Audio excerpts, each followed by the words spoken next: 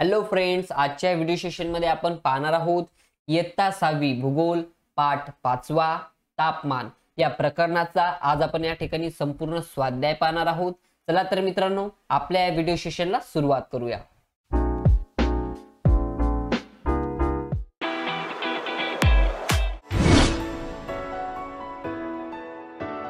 Study with Sandeep sir अभ्यास तुमचा साथ आमची आपल्या YouTube चॅनलवर मी आपल्या सर्वांचं स्वागत करतो। मित्रांनो, तुम्ही जर आपल्या या YouTube चॅनलवर नवीन असाल तर आपल्या या YouTube चॅनलला सबस्क्राइब करून सोबतच बाजूच्या बेल आयकॉनला क्लिक करून ऑल नोटिफिकेशन ऑन करा, जेणेकरून आपल्या नवनवीन स्वाध्यायाची नोटिफिकेशन तुम्हाला मिळत जाईल। तसेच आपल्या या YouTube चॅनलवर आपण शिष्यवृत्ती नवोदय NMMS 5वी ते 10वी पर्यंतचे ऑल सब्जेक्टचे स्वाध्याय आपण आपल्या या YouTube चॅनलवर तुम्हाला उपलब्ध करून देणार आहोत। त्यामुळे आपल्या या YouTube चॅनलला नक्कीच सबस्क्राइब करा।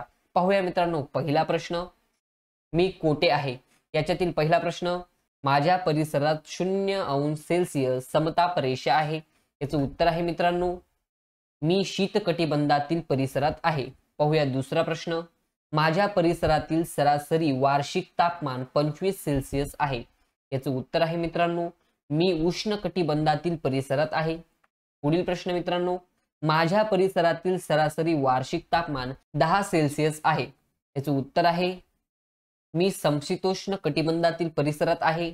पाहूया पुढील प्रश्न, ब मी कोण याच्यातील पहिला प्रश्न, समान तापमान असलेल्या ठिकाणांना मी जोडते। याचं उत्तर आहे समताप रेषा। पुढील प्रश्न, तापमान अचूक मोजण्यासाठी मी उपयोगी पडतो। याचं उत्तर आहे तापमापक। पुढील प्रश्न, जमीन व पाण्यामुळे मी तापते। याचं उत्तर आहे हवा। हवा ही जमीन आणि पाण्यामुळे तापत असते।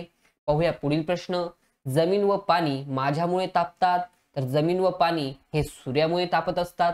पाहूया मित्रांनो पुढील प्रश्न, क उत्तरे लिहा याच्यातील पहिला प्रश्न, पृथ्वीच्या गोल आकाराचा तापमानावर होणारा नेमका परिणाम आकृतीसह स्पष्ट करा।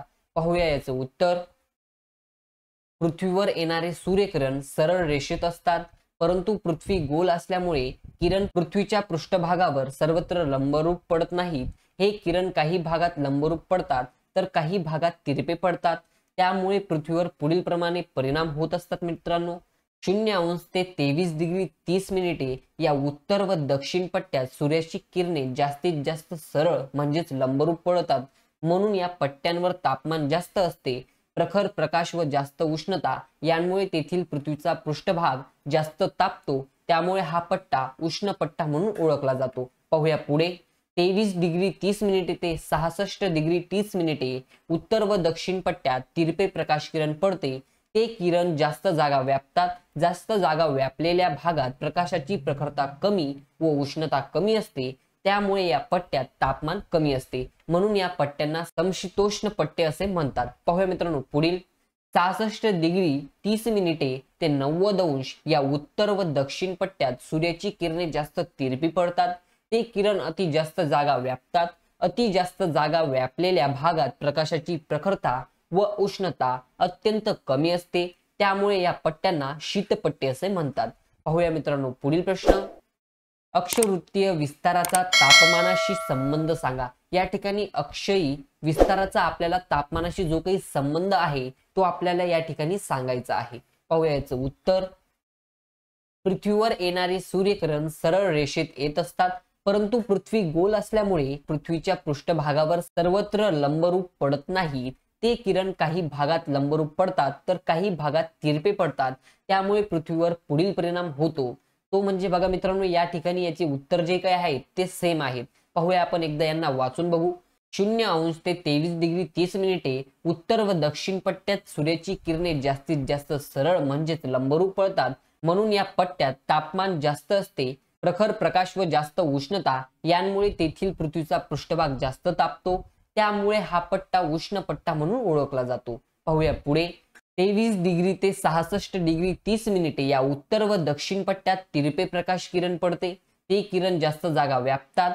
जास्त जागा व्यापलेल्या भागात प्रकाशाची प्रखरता कमी व उष्णता कमी असते, त्यामुळे या पट्ट्यात तापमान कमी असते, म्हणून या पट्ट्यात समशीतोष्ण पट्टे असे म्हणत असतात। पाहूया पुढे, 66°30' ते 90° या उत्तर व दक्षिण पट्ट्यात सूर्याची किरणे जास्त तिरपी पडतात। ते किरण जास्त जागा व्यापतात. अति जास्त जागा व्यापलेल्या भागात प्रकाशाची प्रखरता व उष्णता अत्यंत कमी असते, त्यामुळे या पट्ट्यांना शीतपट्टे असे म्हणत असतात. पाहूया मित्रांनो पुढील प्रश्न. समताप रेषांच्या आकारात भूपृष्ठावर बदल होतो, त्यांची कारणे कोणती ती या ठिकाणी आपल्याला सांगायची आहेत. पाहूया याचं उत्तर. समताप रेषांच्या आकारात भूपृष्ठावर पुढील कारणांमुळे बदल होतो. भूपृष्ठावरून जसजसे उंच जावे तसतसे तापमान कमी होत जाते, त्यामुळे समताप रेषांच्या आकारात भूपृष्ठावर बदल होतो. जंगलतोड, नागरीकरण, औद्योगिकरण या घटकांमुळे समताप रेषांच्या आकारात भूपृष्ठावर बदल होतो.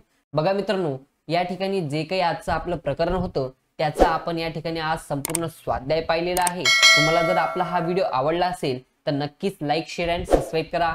Thanks for watching this video friends.